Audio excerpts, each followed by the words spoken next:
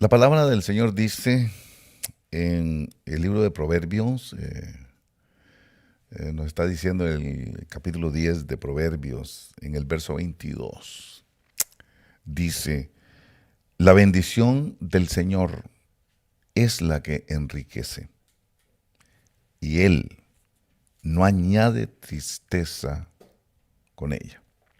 Al final vamos a tratar de reflexionar un poquito sobre esta expresión, pero quisiera empezar como poniendo la base, como poniendo el fundamento para lo que posteriormente vamos a reflexionar. Gracias, hermanos, por sintonizarnos, gracias por adherirse, por agregarse a nuestra programación. Si al final le es de bendición, no se olvide hacerle un like y no se le olvide también enviárselo a otros, porque también para ellos pueden ser una gran bendición como lo es para usted. Cuando venimos al Evangelio, hay veces hay que comprender el procedimiento o el proceso, si es que le podemos llamar proceso, que Dios utiliza para traernos al reino de los cielos. Fíjense ustedes que el Evangelio está diseñado para todas las personas que están en necesidad. Es raro esto, ¿verdad? Pero el Evangelio está diseñado para el que tiene necesidad. Allá en el libro de Lucas, si podemos ir a leer un poco, en el libro de Lucas, en el capítulo 4 de Lucas, en el verso 18 del capítulo 4, el Señor Jesús empieza a leer el rollo, a leer lo que está escrito ahí. Lucas capítulo 4, déjeme encontrar yo para leerlo con usted. Dice, tratemos de analizar el diseño del Evangelio. Dice, el Espíritu del Señor está sobre mí. Estoy hablando de Lucas 4:18. El Espíritu del Señor está sobre mí, porque me ha ungido para anunciar el Evangelio a los pobres. Nótese que el pobre es alguien que tiene necesidad. No está diseñado el Evangelio para el rico. Por eso el Señor Jesús dice que es muy difícil. No dice que es imposible, pero dice que es tan difícil que un rico entre en el reino, así como difícil es que un camello pase por el ojo de una aguja, y yo sé perfectamente bien que no está hablando de la puerta de la aguja. Está hablando de una aguja literal. Está haciendo una comparación, una analogía, es lo que le está haciendo. Pero dice aquí, porque me ha ungido. Dice, para anunciar el Evangelio a los pobres. Ahí empezamos a ver que es para el que tiene necesidad. Y dice, me ha enviado para proclamar libertad, mire, al cautivo, otro que está en problemado. El pobre está en problemado, el cautivo está en problemado, y sigue diciendo, y la recuperación de la vista a los ciegos. Alguien que no ve, alguien que está en tinieblas. Y termina diciendo, para poner en libertad a los oprimidos. Analícelo. Este envío del Señor Jesús esencialmente es para la persona que tiene problemas, para la persona que no está bien, para la persona que tiene necesidad. Por eso muchas veces hay gente que piensa o creen, se han forjado la idea en la iglesia de Cristo, que el Evangelio, al igual que Jesucristo, es solo para las emergencias. Creen que Dios es un bombero.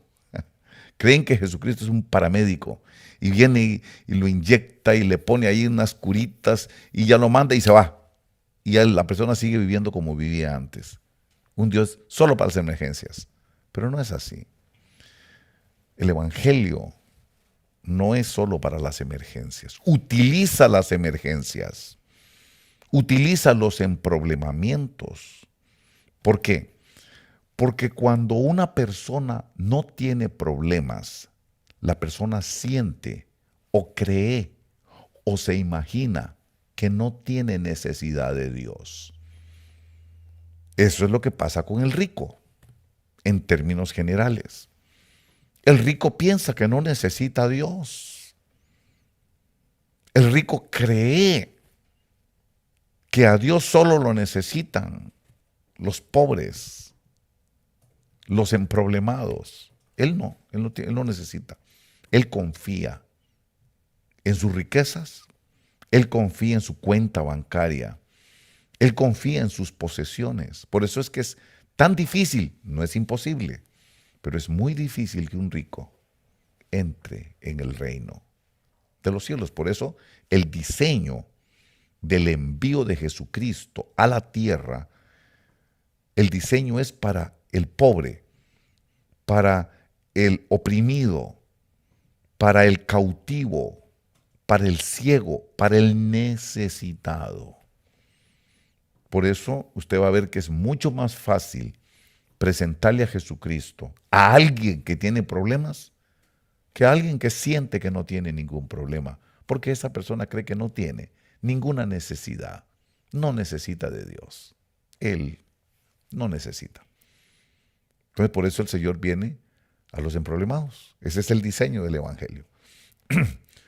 Pero también debo decirles que el Evangelio no es solamente para las emergencias. Yo recuerdo el tiempo en que yo viví mi vida allá en el país donde nací, en Costa Rica. Sin saberlo, Dios me había bendecido mucho. Ya Dios tenía un plan con nosotros, específicamente conmigo.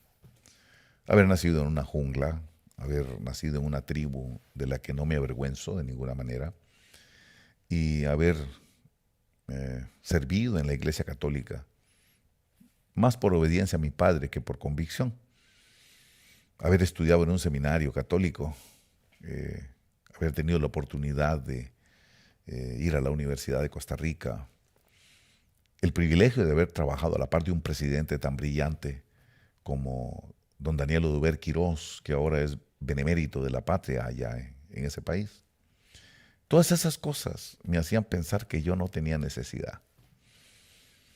Más era no solamente líder indígena, ya estábamos envueltos en toda esta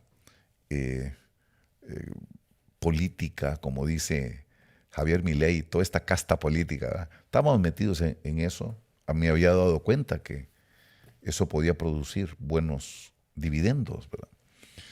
Y resulta de que incluso como líder de una comunidad hicimos un proyecto de habitaciones de casas para los pobres, pero más con la idea de llegar a ejercer un liderazgo, ¿verdad?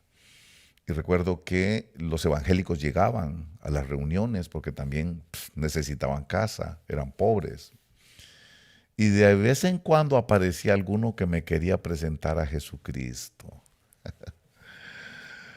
Recuerdo una discusión que tuve con uno que se atrevió a decirme que la Virgen que yo tenía allí era idolatría. Creo que fue la última vez que hablamos, porque me enojé tanto que lo corrí de mi casa y le dije que no me hablara, que él no venía a tratar de hacerme panderetero. Yo no tenía la menor intención de ser hermano piedra, ni de esas cosas que los insultaba yo, ¿verdad? Y que es un atrevimiento que venga a mi casa a decirme que lo que yo tengo en mi casa no está bien. Me enojé.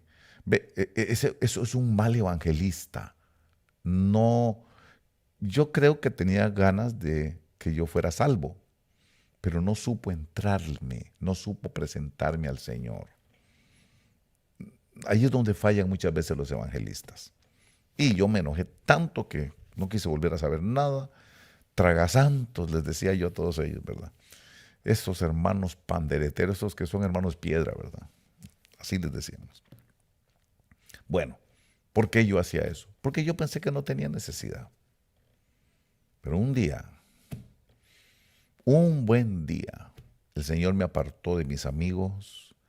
El Señor, ya cuando Él quiso tratar conmigo, me apartó de mis amigos, me quitó las influencias, me bajó del pedestal donde yo estaba, me hizo llegar a Tijuana de mojado. Y en ese momento crucial que muchos de ustedes tal vez me lo puedan entender, Dios me dio el privilegio de poder pasar la frontera de Tijuana a los Estados Unidos, a California, a San Diego, como mojado. Eso fue una experiencia extraordinaria que Dios usó conmigo. Ahí no había amigos, ahí no había patas, ahí no habían influencias, ahí solamente había un mosco, la inmigración que me iba corriendo y yo con aquel temor de que no me agarren y que no me agarren. Y en ese momento fue donde Dios se aprovechó como para preguntarme, ¿quieres que yo te ayude? Pero si yo no hubiera estado en ese momento, si yo hubiera seguido allá con mis amigos en mi oficina, con todo ese montón de cosas que yo tuve en ese tiempo, yo no hubiera recibido al Señor.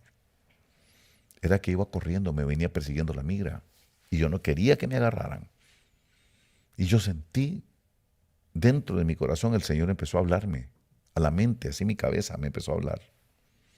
Empecé a recordar las palabras de un pastor que había dicho, venid a mí los que estáis cansados y agobiados, y yo los haré descansar. Y yo iba cansado en este momento. No quería regresar a Costa Rica en esas condiciones. Y si regreso no va a ser así, en estas condiciones. No, no, no, no. Y córrele, y córrele, y córrele. Usted sabe, los que fuimos perseguidos, cuando vemos un camión de UPS que es verde, pensamos que es la migra, ¿verdad? Hoy vi un camión de una compañía que se llama Terminex. Se parece mucho al de la migra. Me dijo, quién sabe cuánta gente se ha asustado, ¿verdad? Porque eso me pasaba a mí. Ahí no habían amigos, ahí no había ayuda. Ahí estaba yo como Dios me quería. Ajá, está solito, sí. ¿Quieres que te ayude? Y entonces, yo recuerdo que no había nadie, nadie había. Yo mismo hablé con el Señor y le dije al Señor, ¿de veras estás interesado en mi vida? ¿De veras me estás viendo? ¿Ah? Y yo miraba hacia el cielo, cansado y jadeando de la carrera que me traía. ¿Verdad? ¿De veras me estás viendo? ¿De veras te importa mi vida? Porque yo siempre he pensado que Dios existe, pero que es como un científico loco que no le interesa mi vida, que está haciendo experimentos. Yo pensaba eso antes. ¿No? Pero si estás interesado en mi vida, demuéstramelo. Sácame de este problema. Ve, la emergencia, la necesidad. Si tú me sacas de este problema, yo te voy a creer. Si tú me sacas de este problema, te voy a servir. Se lo dije. Y cuando yo estaba así, estaba viendo con mis ojos hacia arriba, eran como, no calculo la hora, yo creo que era medianoche, algo así. Vi una estrella fugaz en el cielo, que hizo, pero brillante. Y hasta se me enchinó todo así. Dije yo, me contestó. Quise recibir aquello, quise interpretarlo como que era la respuesta de Jesús diciéndome, trato hecho. Y así fue.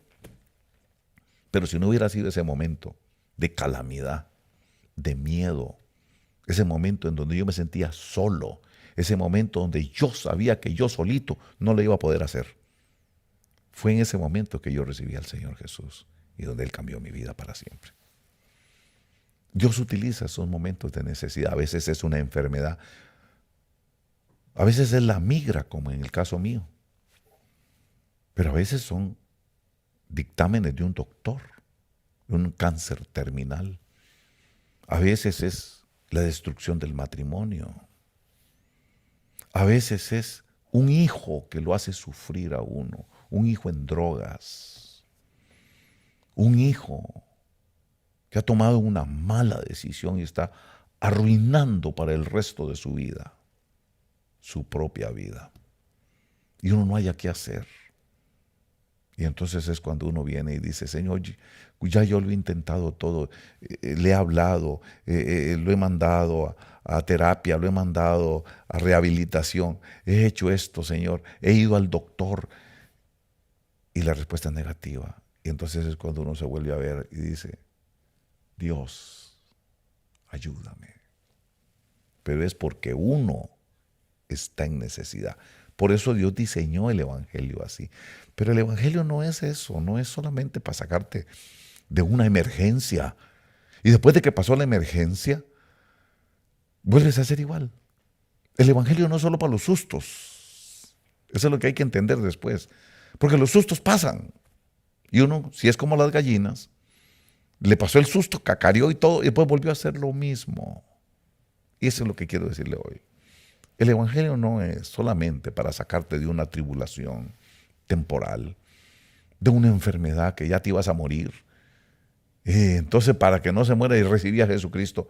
Y una vez que lo sanó, como mucha gente, vuelven otra vez, como el puerco a su barrial, ¿verdad? El Evangelio no es eso. El Evangelio es Evangelio de transformación. El propósito del Evangelio, aprovechándose de la necesidad, hace que tú te acerques. Pero el propósito es cambiar tu vida. Mira qué interesante es esto. No solo metanoia, metamorfo, cambio, como la metamorfosis, parecido. Eso es lo que quiere decir. Si usted ha venido a la iglesia solo por una necesidad, eso no es lo que Dios quiere. Dios quiere cambiar tu vida. Dios quiere transformar tu vida. Él utilizó eso para que tú reconocieras que tú no eres Dios y que tú necesitas a Dios. Y tan bueno es Dios, tan bueno es Jesús, que viendo nuestra necedad y viendo nuestra terquedad, viendo nuestra profunda y terrible ignorancia, Él de todas maneras te ama. Y por eso es que Él muchas veces provoca que esas calamidades pasen y es solo para que tú te acerques y Él te pueda salvar. Y Él pueda cambiar tu vida, no solo sacarte del susto que te llevaste en ese momento. No, ese es solo el comienzo. Eso es la demostración de que tú me necesitas y yo quiero cambiar tu vida. Yo quiero transformar tu vida. Eso es lo que Dios quiere hacer.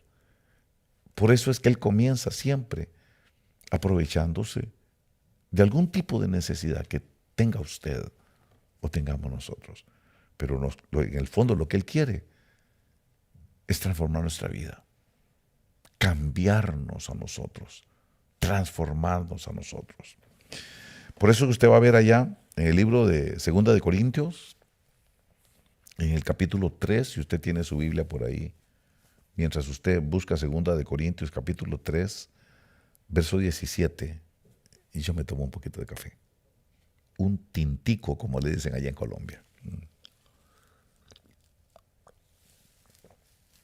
Saludo a la congregación de Villavicencio y al pastor Luis Santoyo, a su esposa y toda la familia de allá, de toda nuestra familia allá en Colombia. Bueno, dice 2 de Corintios capítulo 3, verso 17. Dice, ahora bien, el Señor es el Espíritu, y donde está el Espíritu del Señor hay libertad.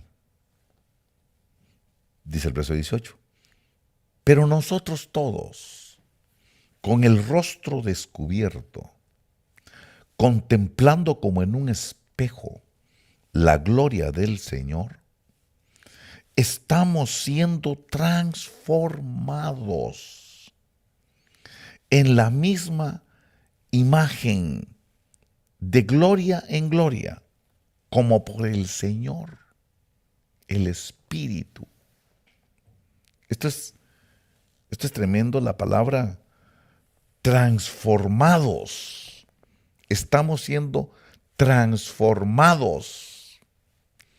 Metamorfo, cambio, transformación.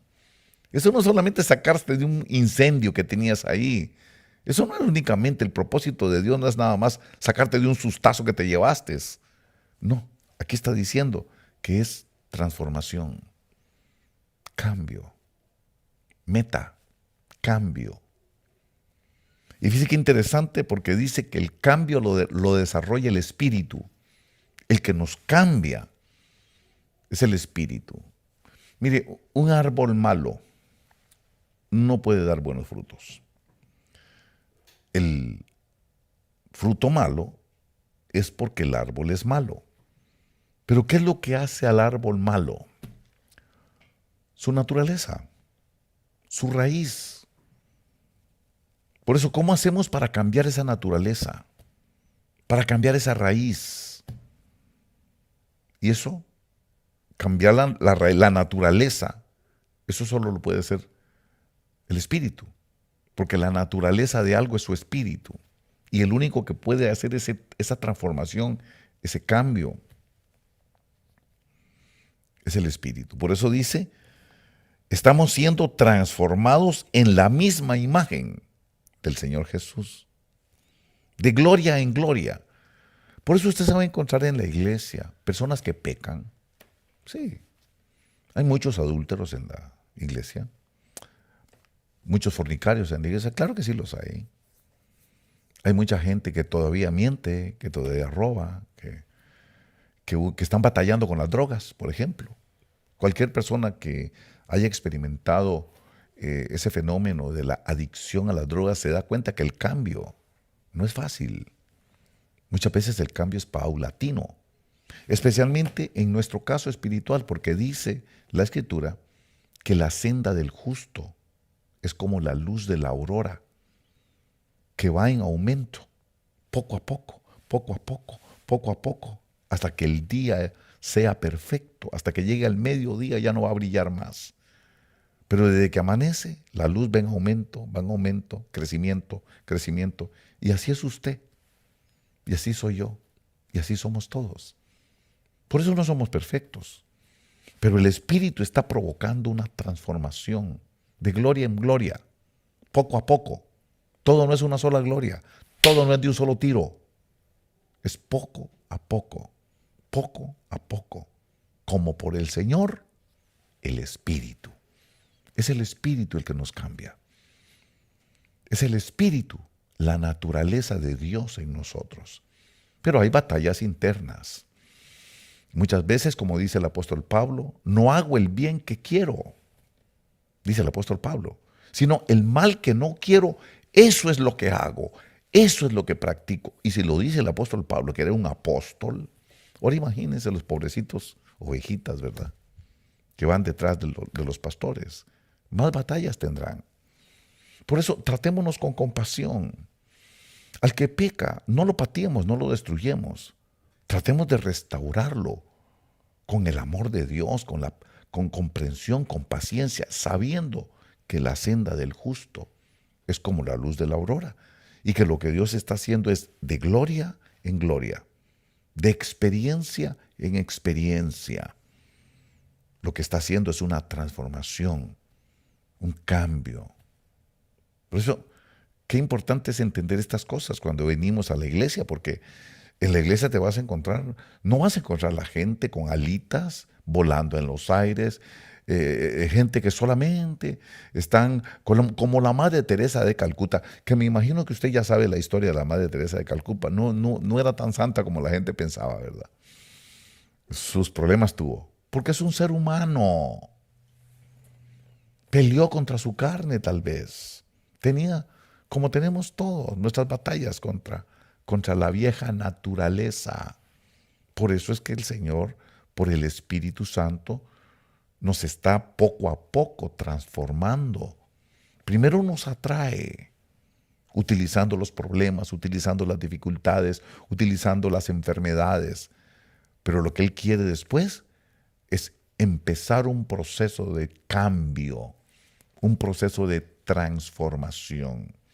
Y ese proceso de cambio lo logra el Espíritu Santo. Pero quiero decirle algo que es el tema de hoy, la reflexión de hoy. Fíjese que para poder entrar en el Espíritu, para poder tener esas experiencias y que el Espíritu empiece a transformarnos, no comenzamos perfectos, por supuesto que no. Pues ahí es donde nos damos cuenta que el proceso va bien. antes de ese cambio, tiene que venirse el proceso de aprender a seguir instrucciones. Sí, hay que aprender a seguir instrucciones.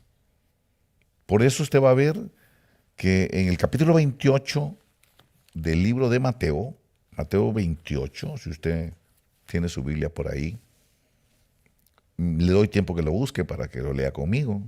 Ojalá que vaya al armario, al escaparate y saque la Biblia, vaya a la mesa donde tiene la Biblia y tráigala. Dice aquí, cuando el Señor Jesús se encuentra con sus discípulos y se despide de ellos porque va a ser recibido en el cielo, les da instrucciones en el verso 19 y les dice, id pues y haced discípulos de todas las naciones, bautizándolos en el nombre del Padre y del Hijo y del Espíritu Santo, enseñándoles a guardar. Mire la instrucción de Jesús. Cuando ya venga y los hagan discípulos y se conviertan a Cristo porque se acercaron, porque tenían algún problema, venid a mí los que estáis cansados y agobiados, y yo os haré descansar, y vienen a buscar descanso. Entonces ustedes enséñeles a guardar todo lo que os he mandado. ¿Se dio cuenta que habló de mandamiento? Dijo todo lo que os he mandado, y he aquí, yo estoy con vosotros todos los días hasta el fin del mundo. Eso nos dice Jesús. Eso nos dice el Señor. Que si nosotros guardamos su mandamiento, lo que Él mandó, entonces Él va a estar con nosotros y Él es el que va a provocar ese cambio. Por eso dice, como por el Señor, el Espíritu de Jesús es el que va a hacer el cambio. El Espíritu Santo, porque también es el Espíritu Santo. El Espíritu de Jesús. Por eso sopló sobre ellos un espíritu, el de Él, y les dijo, recibid el Espíritu Santo. ¿Ok? Eso es un tema que podemos desarrollar después. Pero el punto que voy es que primero hay que comenzar por obedecer. Hay que comenzar por seguir instrucciones, por seguir el mandamiento. Por favor, yo quiero que usted lo vea. Véalo ahí. No es un invento de ese pastor que está hablando allí. No es un invento del hermano Andy. Ahí dice, enseñándoles a guardar todo lo que os he mandado. Ojalá que aquí tuviéramos un sonido que dijera mandado, mandado, mandado, mandado. Un reverb. Mandado. Ahí la palabra mandado quiere decir que hay mandamiento. El tremendo problema es que al ser humano no le gusta que lo manden. Ahí es donde el cristiano se encuentra con problemas. ¿Por qué usted ve que la gente le cuesta cambiar? Es porque al hombre, al ser humano, no le gusta que lo manden.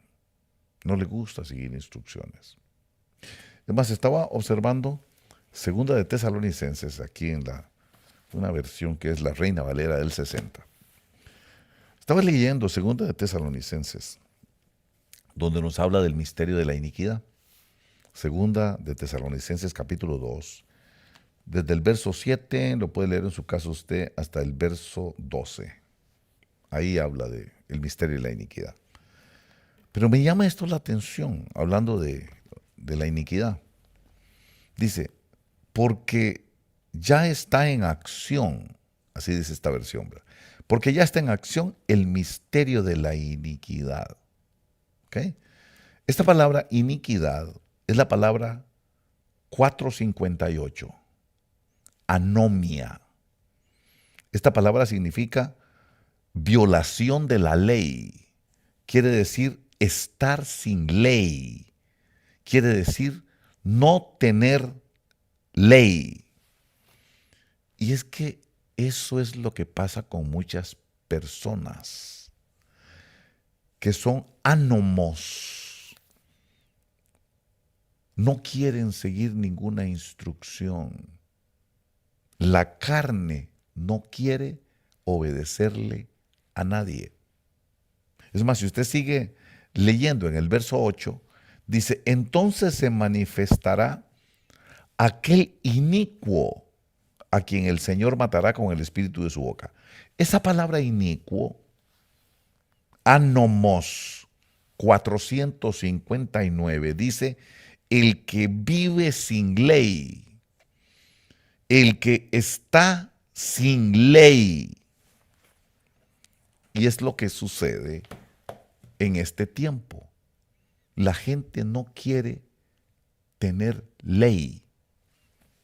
La gente no le quiere obedecer ni a nada ni a nadie porque ellos se hacen su propio Dios ellos mismos. ¿Por qué le estoy diciendo esto? Porque para que haya una transformación tenemos que aprender a obedecer. Cuando Dios tiene un pueblo, lo primero que Dios le da es una ley. Mire, cuando Dios forjó ese pueblo de Israel, ¿qué fue lo primero que hizo cuando lo sacó de Egipto? Le dio una ley. El pueblo de Dios tiene que tener ley, ordenanzas, porque sin ley entonces es anomia. Son anomos. ¿Qué quiere decir eso? Que es gente que no tiene ley, que no le obedece a nadie, ni le hace caso a nadie, que viven como a ellos les da la gana, que ellos son su propio Dios.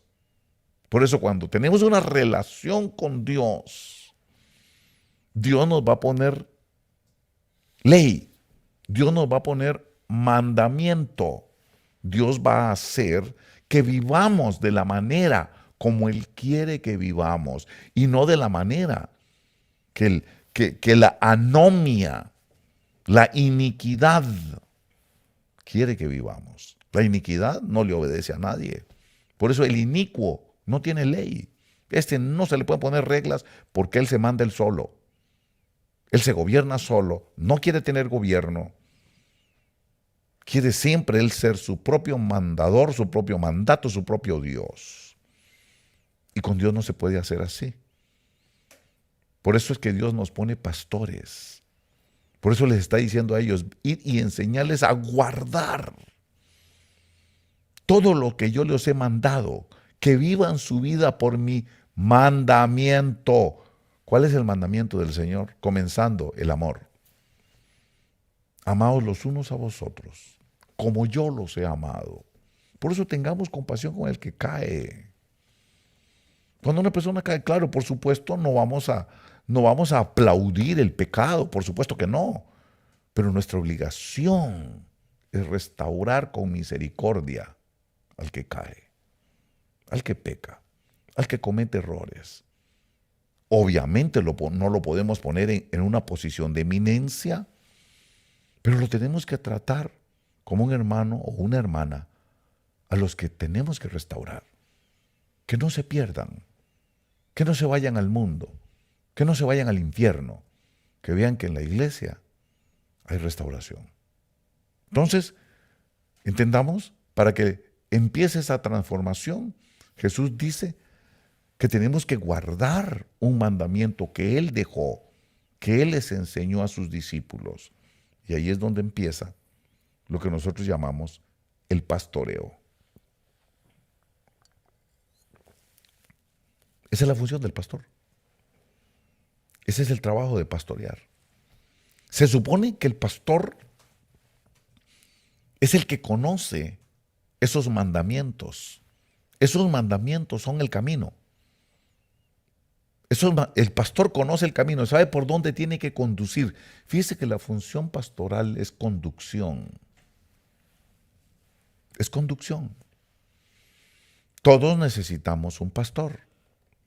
Jehová es mi pastor. Sí, es verdad, pero todavía no tienes la madurez para oír la voz de Jehová directamente. Apenas te vienes reconvirtiendo. Apenas vienes de salir de un susto.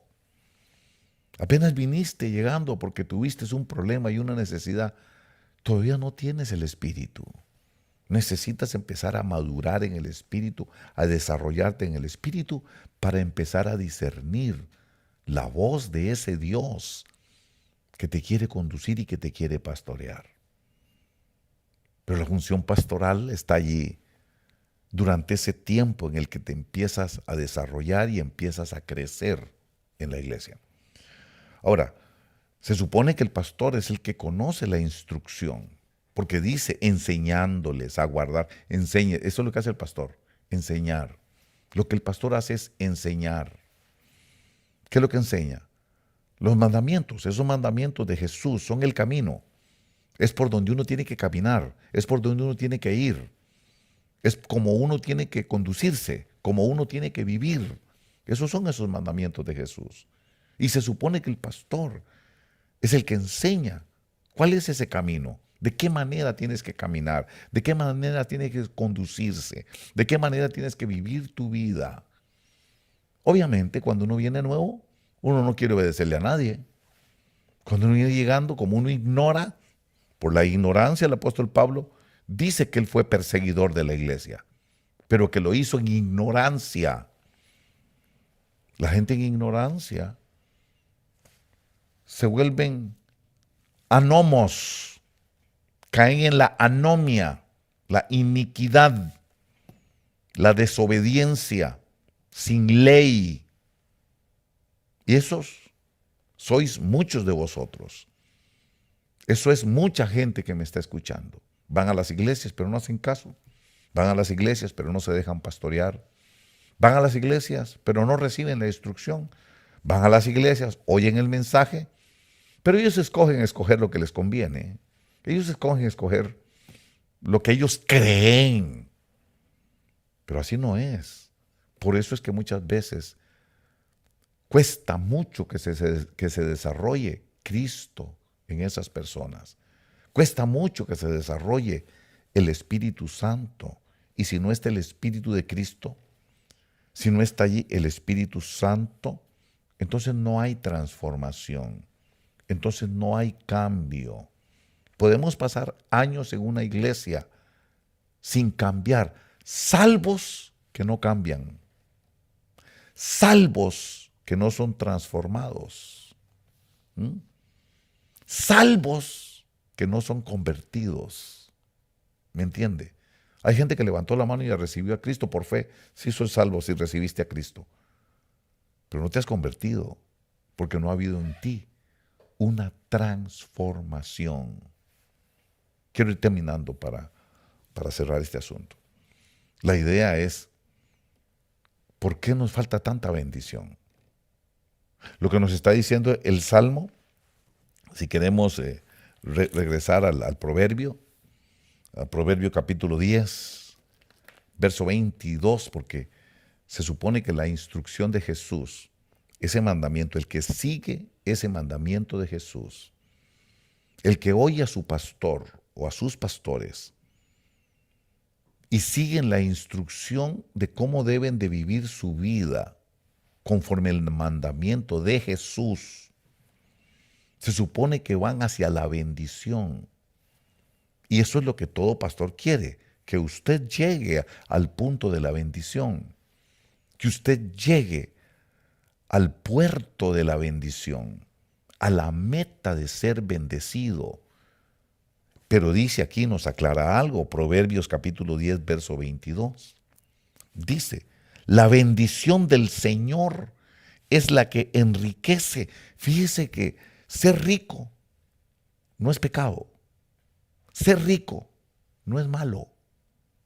Lo que es malo es amar más a la riqueza que a Dios. Lo que es malo es confiar más en la riqueza que en Dios. Toda cosa que nos quite de confiar más en el Señor es pecado. En este caso, las riquezas es el dios Mamón. En otros casos es confiar más en nuestros poderes, en nuestro poder militar. Por eso Dios no quería que David hiciera un censo. La razón por la que David quiso hacer el censo es para saber cuántos soldados tenía, con cuántos soldados contaba. Si él averiguaba cuántos soldados tenía, su confianza iba a estar en el ejército y no en Dios. Eso fue lo que pasó con Israel, en lo que está sucediendo hoy. en la Franja del Gaza, contra toda esta situación que está pasando en Palestina. ¿Por qué ese grupo terrorista Hamás logró hacerle tanto daño a Israel al avergonzar a su ejército? Porque era el ejército más poderoso del área, era la tecnología militar más desarrollada de esa área. Ellos confiaban más en su tecnología que en el Señor. Ellos confiaban más en su ejército que en el Señor. Ellos confiaron más en su propio poder humano que en el Señor. Y el Señor se apartó y los dejó que les pegaran para que se dieran cuenta que en vano vigila la guardia cuando no es Dios el centinela. Eso es lo que tenemos que aprender. Nuestra confianza tiene que estar en el Señor, no en la riqueza. Por eso, la bendición del Señor es la que enriquece. Y acuérdese que el enriquecimiento de Dios no necesariamente es el dinero, ni lo material. Hay gente que tiene dinero, pero no están bendecidos. Los narcotraficantes tienen mucho dinero, pero no están bendecidos. ¿A eso le llaman bendición? ¿A estar viendo todo el tiempo sobre el hombro? Por eso dice aquí que no añade tristeza. ¿Qué quiere decir? Que no haya angustia en ese enriquecimiento que Dios da. Cuando Dios te da riqueza, con esa riqueza no viene angustia. Pero hay riquezas que usted tiene que estar viendo quién lo va a matar, quién lo va a tirotear, quién le va a poner una bomba, si ya viene el FBI, si le va a caer la policía, si le va a caer la Interpol, si le va a caer la DEA. Entonces, ¿para qué riqueza en esas condiciones? Es mejor ser pobre que no ser rico en esas condiciones. Riquezas que añaden tristeza. Riquezas que con ellas traen angustia y traen dolor, destrucción de la familia, destrucción de los hijos. Riquezas que destruyen la familia. Riquezas que destruyen nuestros hijos. Riquezas que destruyen nuestra paz y nuestra tranquilidad. Pero si Dios es el que te bendice, dice, la bendición del Señor es la que enriquece y Él no añade tristeza con ella. Esa es la bendición que Dios te ofrece. Cuando Él te bendice así, cuando Él te enriquece así, esa riqueza te va a traer paz, te va a traer felicidad. Esa riqueza va a hacer que tu corazón se acerque más a Dios. Y va a decir, gracias Dios mío, porque me has bendecido materialmente, me has enriquecido materialmente. No le debo nada a nadie. Detrás de mí no anda la policía, detrás de mí no anda la DEA, detrás de mí no anda la ley. ¿Para qué tener riqueza si lo están llevando a la corte a uno por defraudador? ¿Para qué tener riqueza si está teniendo uno que llegar a una corte por ladrón? ¿Para qué tener riqueza si no hay paz? Si la paz del Señor no está con nosotros. Por eso Él es el que enriquece. Y esa es la bendición que todo pastor quiere para sus ovejas. Una bendición que lo acerque al Señor. Una bendición que no le traiga amargura. Una bendición que no le traiga tristeza. Una bendición que no le traiga angustia. Eso es lo que queremos para usted.